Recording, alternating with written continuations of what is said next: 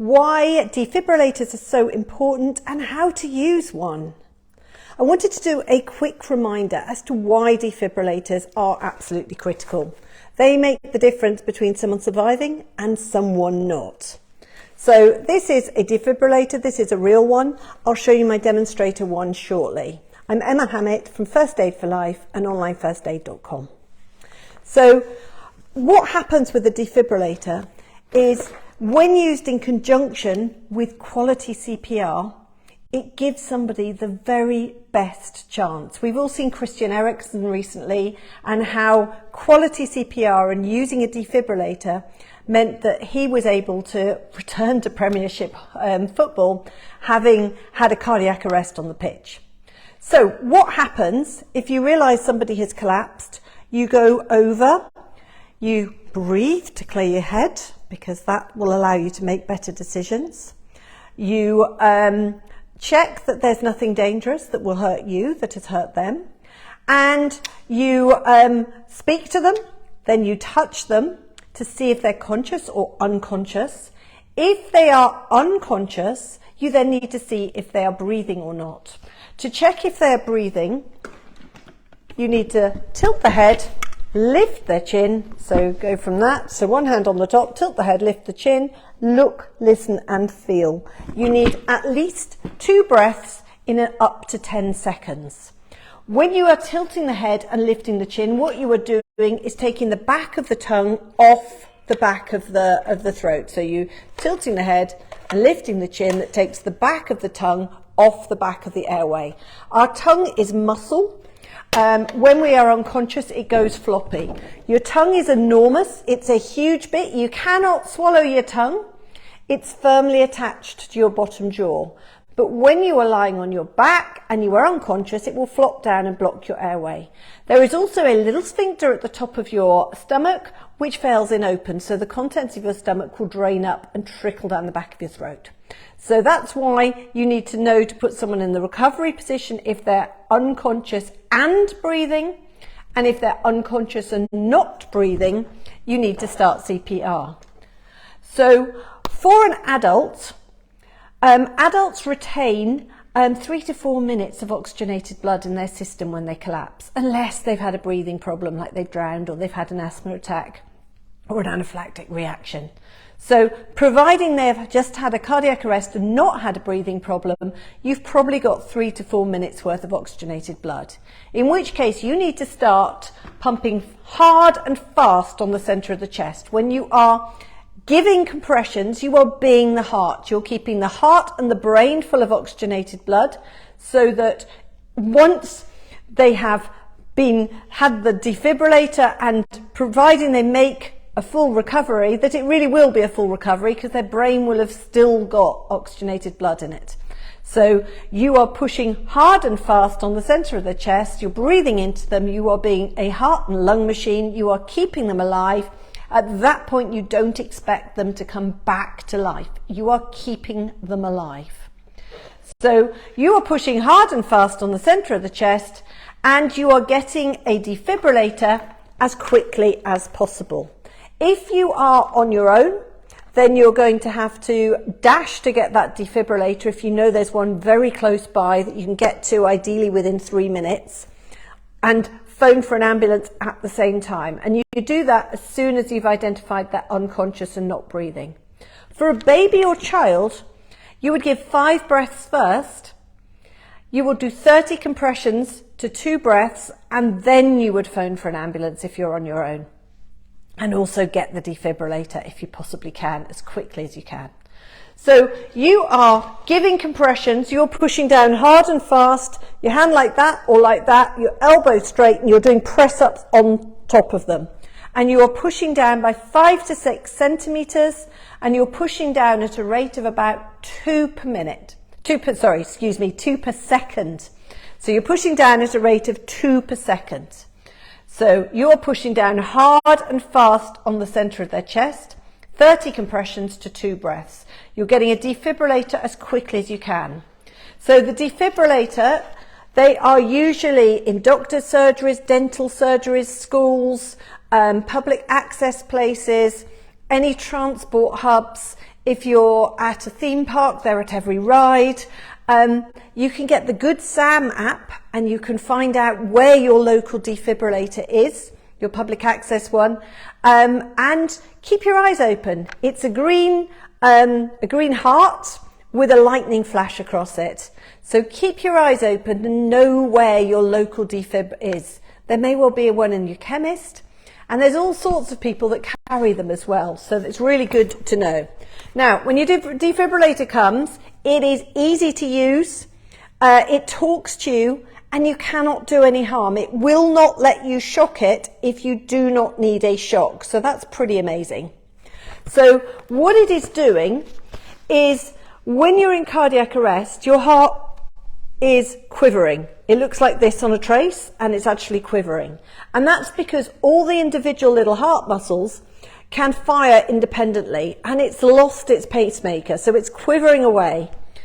If it is quivering, it's not pumping the heart and pumping the blood to the heart and the brain.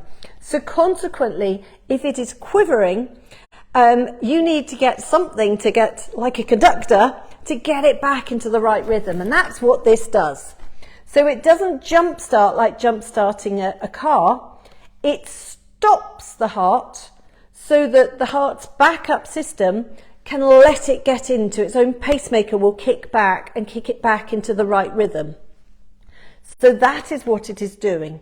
And it will not shock if the person is not in a shockable rhythm and they don't need it. So you cannot do anything wrong, you cannot do any harm.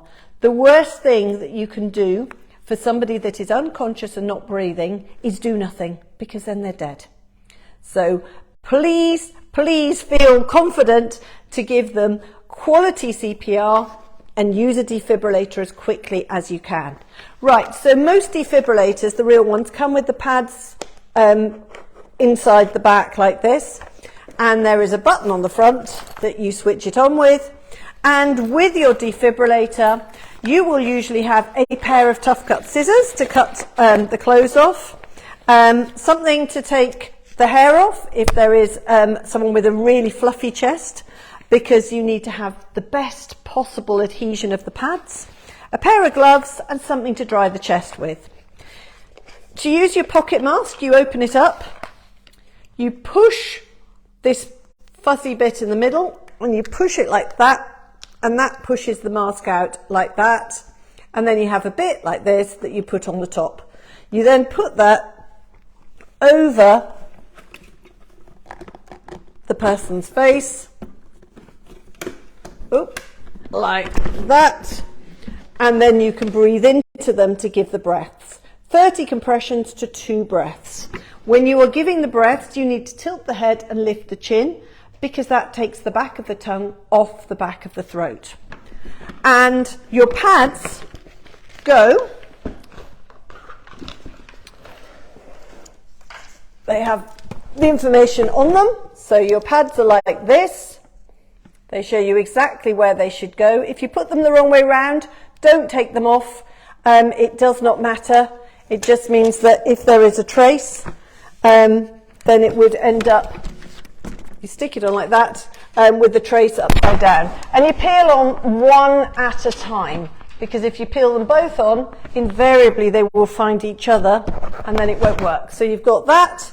You are giving quality CPR, so you are pushing with your elbow straight, can't demonstrate properly like this, but you're pushing with your elbow straight, body weight over the top, giving quality CPR to them. You switch on your defibrillator. Apply pads to patient's bare chest. Okay, you're giving compressions and breaths all the time. There should always be somebody working on the chest. Bare chest. Okay, Plug-in pads the pads are on. next to flashing light.